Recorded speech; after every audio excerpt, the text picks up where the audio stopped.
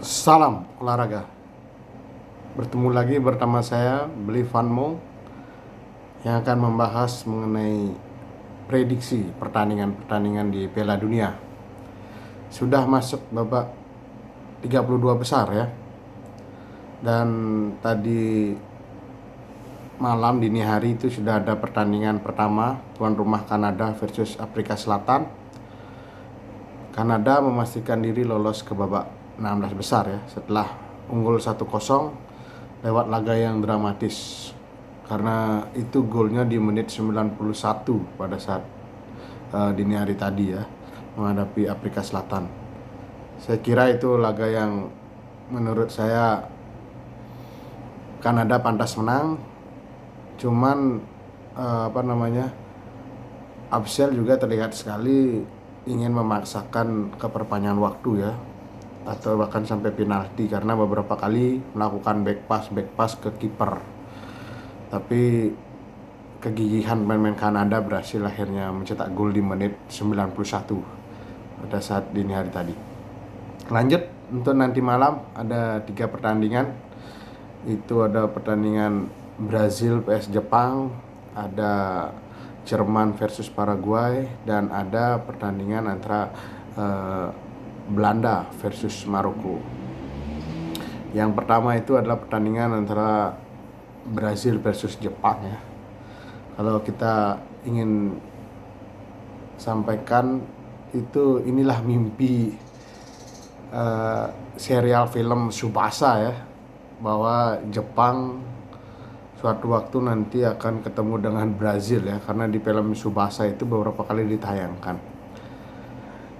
Dan kalau kita lihat secara kualitas, Jepang jadi salah satu kuda hitam ya di Piala Dunia kali ini, mengingat rekor menterengnya sebelum berangkat ke Piala Dunia sekarang ya.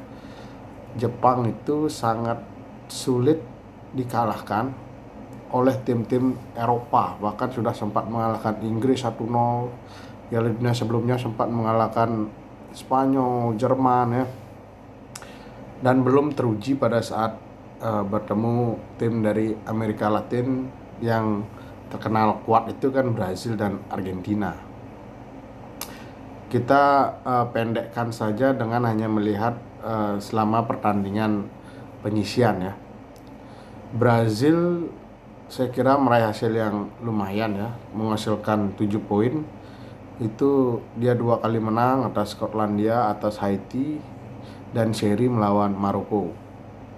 Sedangkan ini Jepang kan 2 kali seri ya, melawan Belanda dan juga lawan Swedia 1-1, dengan Belanda 2-2 ya, dan lawan Swedia sempat unggul lewat Maeda, akhirnya disamakan lewat gol spektakuler Elanga pada saat itu ya, 1-1. Dan berhasil menang pada saat itu Jepang atas Tunisia. Saya lihat laga ini menurut saya akan jadi ujian buat pemain-pemain Brazil ya. Ingat, Brazil akan tampil tanpa Rafinha yang cedera pada saat pertandingan pertama, dan kemungkinan juga Neymar akan dicoba andai saja buntu ya. Tapi jika lihat permainan Neymar pada saat laga terakhir lawan Skotlandia, belum terlihat terlalu istimewa. Kalau saya lihat ini laganya ini akan ketat, dan bola akan lebih banyak mungkin dipegang oleh Brazil. Cuman Brazil harus hati-hati ya, karena Jepang ini hampir seluruh pemainnya di starting line up itu adalah pemain-pemain yang biasa main di Eropa. Secara kualitas tidak kalah dengan pemain Brazil jika berbicara mengenai kolektivitas permainan. Kalau skill kan individu jelas ya, pemain seperti Vinicius ya, itu Matheus Cunha, lalu Bruno Guimaraes yang seperti itu ya. Itu skill-skillnya itu individunya bagus, cuman kolektivitasnya kan belum teruji. Dan Brazil kemenangannya 2 pertandingan di penyisian itu kan melawan tim yang secara kualitas di bawah dia ya, Haiti, Skotlandia pada saat itu. Dan pada saat ketemu Maroko juga kesulitan. Saya lihat laga ini akan ketat, bahkan akan ditentukan oleh detail-detail kecil ya, mungkin lewat aksi-aksi individu, baik itu lewat Vinicius atau mungkin lewat bola-bola mati. Tapi kalau laga ini berjalan normal tanpa ada aksi-aksi spektakuler melewati 2-3 pemain atau tembakan jarak jauh, saya melihat laga ini cenderung bisa berakhir sampai extra time. Ini bisa laga draw ya, karena Jepang pun juga bukan lawan yang mudah ya. Jepang pernah mengalahkan Jerman, pernah mengalahkan Spanyol, pernah mengalahkan Inggris ya. Dan itu bukan laga dulu sebelum ini ya.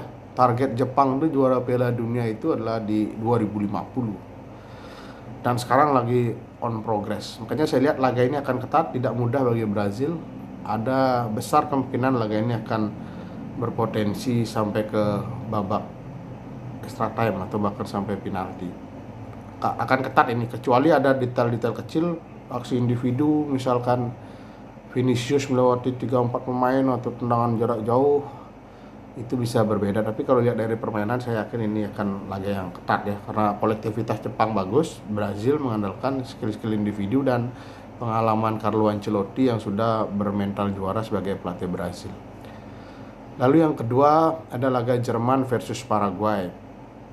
Ini laga yang menurut saya David versus Goliat ya.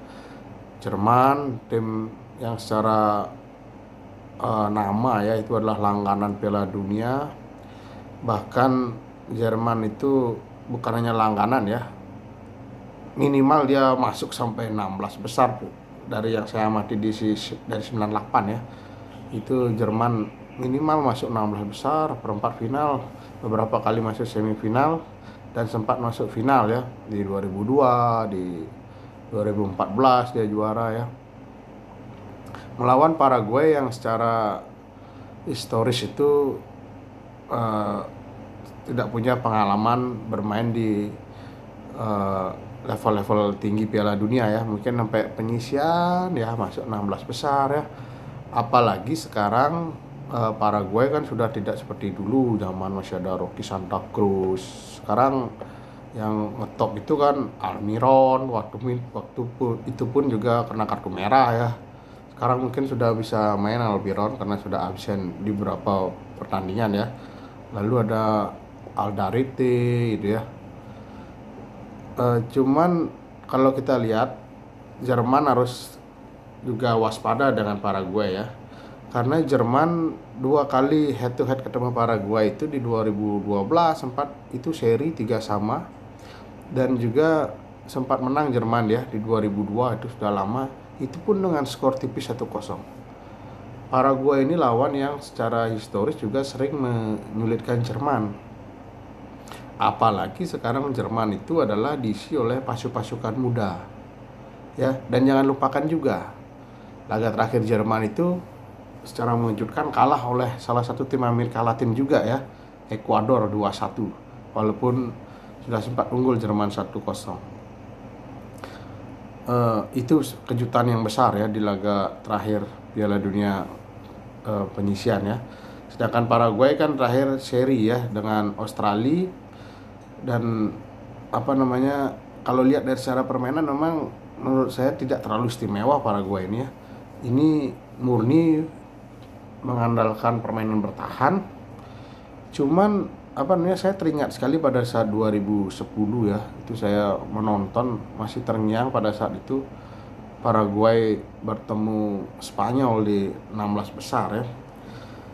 Itu kesulitan sekali Spanyol yang punya ball position bagus itu di press oleh permainan Paraguay yang secara Amerika Latin itu dia berbeda ya. Kalau Amerika Latin itu kan banyak skillful, kalau Paraguay itu mainannya keras dan cenderung kasar dan senang adu body gitu ya.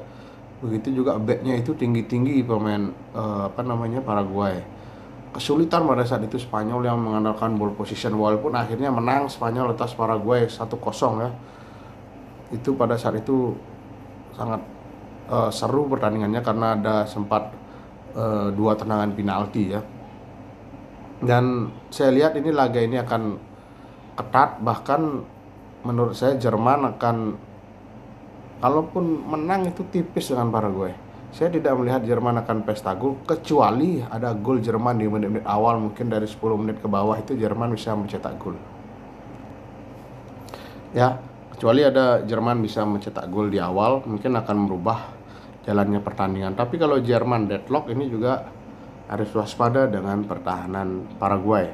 Makanya saya melihat laga ini cenderung akan ketat. Kalaupun ada pemenang, tipis skornya. Saya tidak melihat laga ini akan berakhir banyak gol. Ya.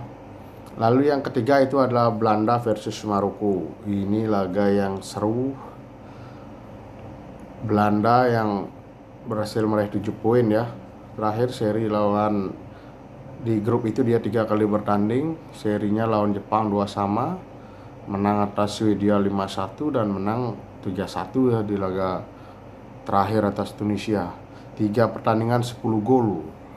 Belanda kembali melihat ada Belanda yang tampil menyerang ya.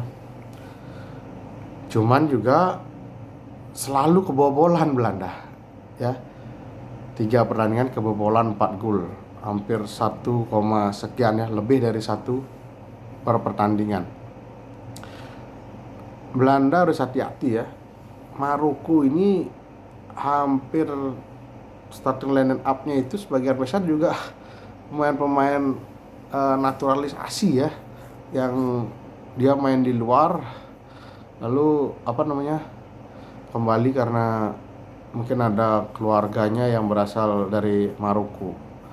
Dan yang perlu tahu kalian mungkin lupa ya, memang kelihatannya ini Belanda versus Maroko itu akan banyak yang mengunggulkan Belanda. Maroko itu 35 pertandingan belum pernah kalah bos di babak 90 menit ya. Terakhir itu yang seru kan final Piala Afrika, itu pun dengan seri ya di 90 menit ya, 0-0. Makanya Belanda harus hati-hati walaupun sempat diunggulkan. Dan kita ketahui Belanda juga bukan Belanda yang super ya. Itu dia menang, saya lihat atas Tunisia, atas Swedia.